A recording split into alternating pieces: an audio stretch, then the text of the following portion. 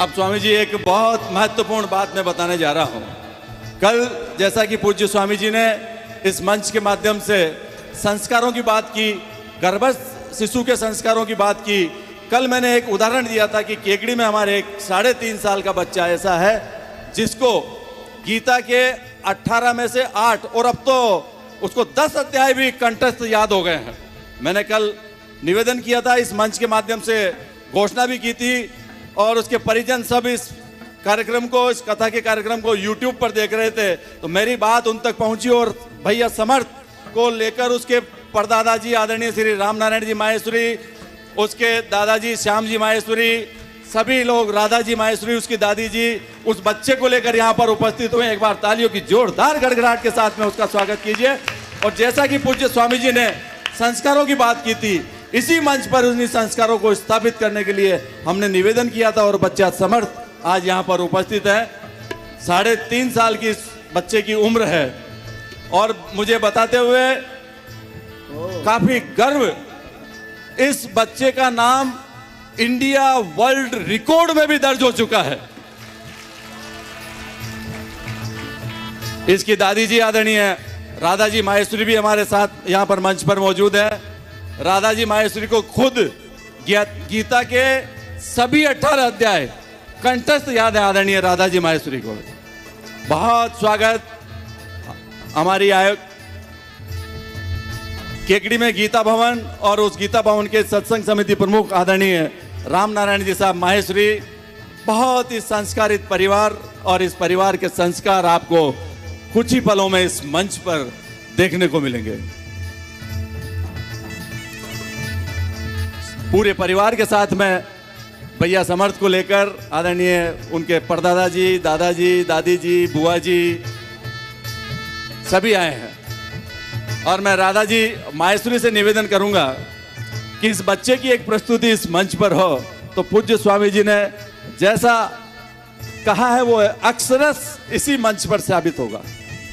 आदरणीय राधा जी, पूज्य स्वामी आइए, इधर आइए। अच्छा, ये आएगा नहीं, कोडलेस नहीं आ जाएगा।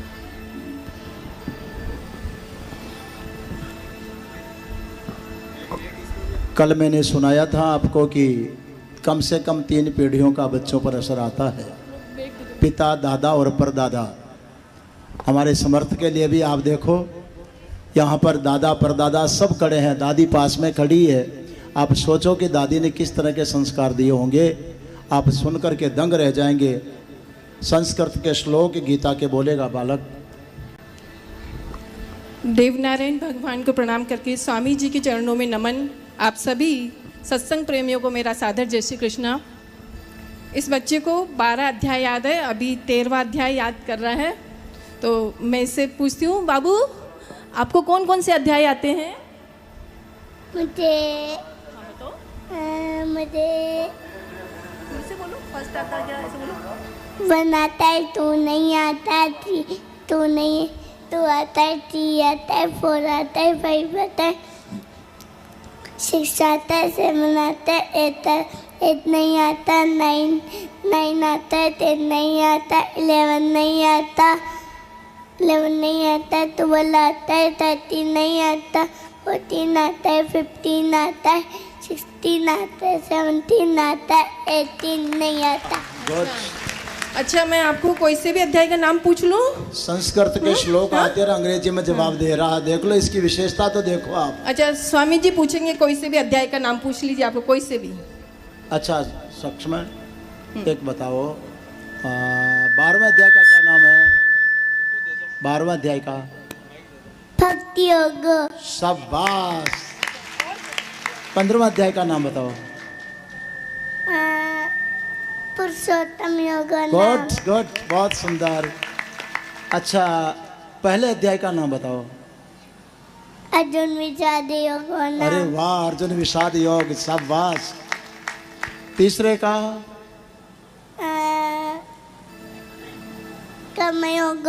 कर्म योग है अध्याय, सुंदर, बहुत सुंदर। छठे का नाम याद है? छठे का नाम आत्मसंयम। सुंदर, आत्म संयोग। और 16वें का बता दो। चलो 16वें का देवासुर संपद विभाग। देवासुर संपत्ति विभाग। बहुत सुंदर। अच्छा, मैं आपको कोई से भी श्लोक पूछ लूँ, कोई से भी अध्याय का? अच्छा, पूरा अध्याय बोलोगे? कौन सा अध्याय पूरा बोलोगे? नहीं, पूरा नहीं, बीच में थोड़ा थोड़ा सुनाई, पूरा नहीं, 1-2 श्लोक। 12वां अध्याय का शुरू से सुना दो। 12वां के सुनाओगे? पूछती हूँ ना।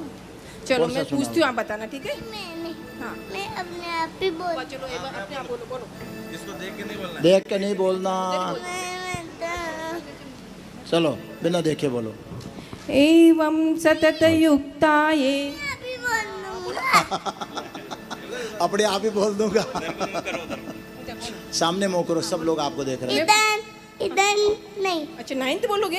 एवं ततत युक्ताये भक्तस्वापाचते ये चापिक्षरम व्यक्तं तेषां के योग कवित्तमा श्री भगवान वाच मय्या मनो ईमान नित्ययुक्ता उपासते सत्या परयोपेतास तमेयुक्ततमागता ये तक्षरमनिर्देशम् अव्यक्तं पर्युपासते।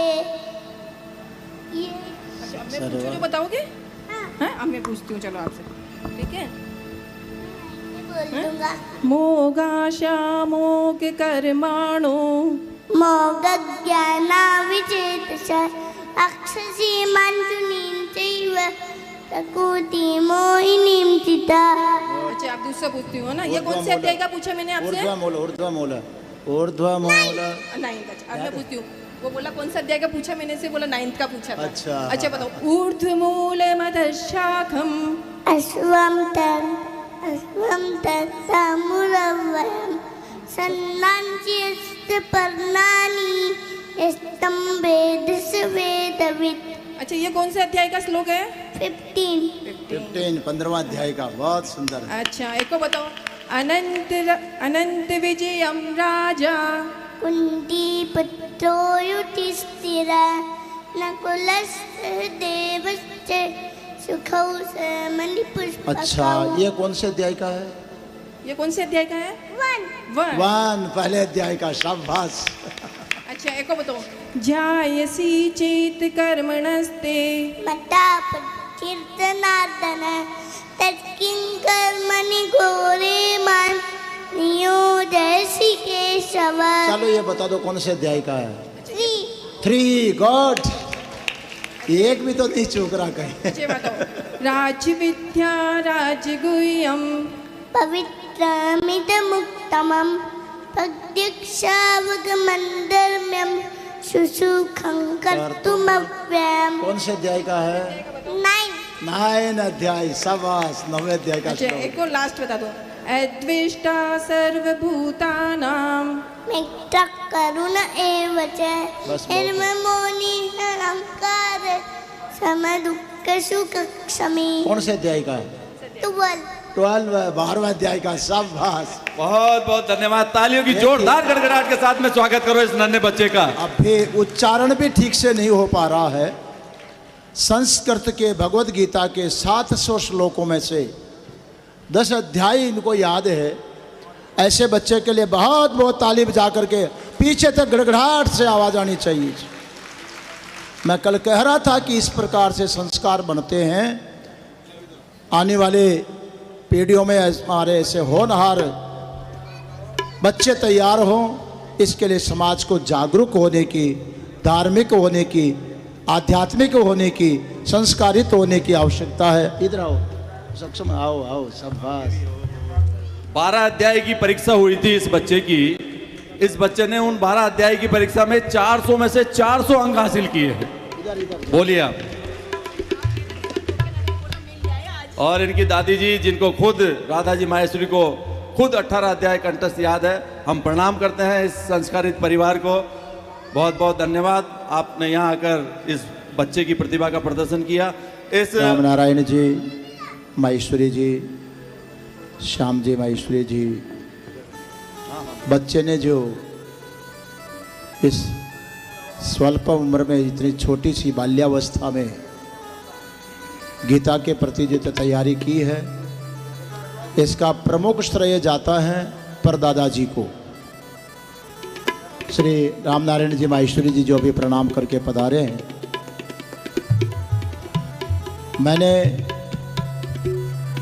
सब तरह के लोगों से मेरा संपर्क रहा है।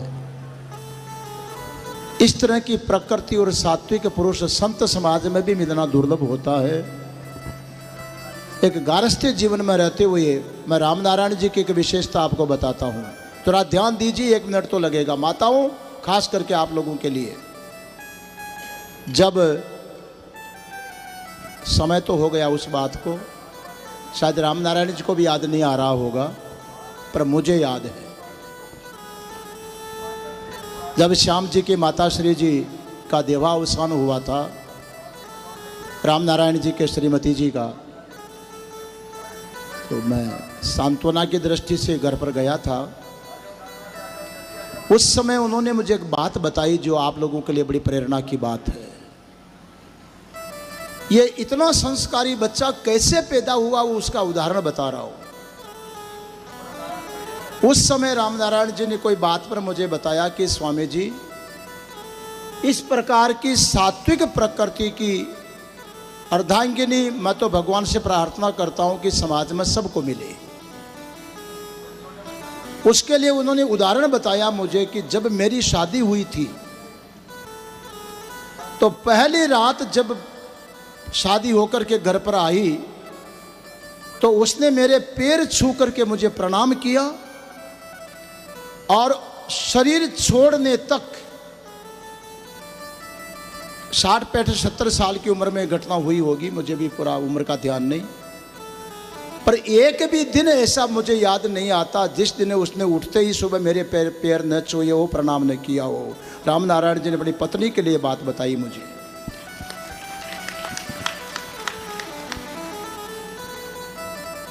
उठी और पतिदेव को प्रणाम न किया हो। ये सक्षम है ना बच्चे का नाम? समर्थ, जो अभी गीता सुना रहा था, ये संस्कार बच्चे में ऐसे नहीं आ गए। माताओं, आप सोचिए कि इसकी परदादी कैसी होगी। आज जीवन अपने पति को परमेश्वर के रूप में देख करके अंतिम श्वास तक सवेरे उठी है तो पति को प्रणाम जरूर किया, भगवान को किया न किया, पर पति भगवान को रोज जरूर प्रणाम करती थी। तब कहीं जाकर के इस प्रकार के समर्थ जैसे संस्कारवान बालक परिवार में जन्म लेते हैं। इसके लिए आपको बहुत सोचने और सावधान होने की ज़रूरत है। बस इसी निवेदन के साथ में आइए, समय बहुत हो रहा, केवल आज आरती होगी सीधे, भजनों का आनंद तो वैसे कल से ही बहुत ज़्यादा विषय लेना है।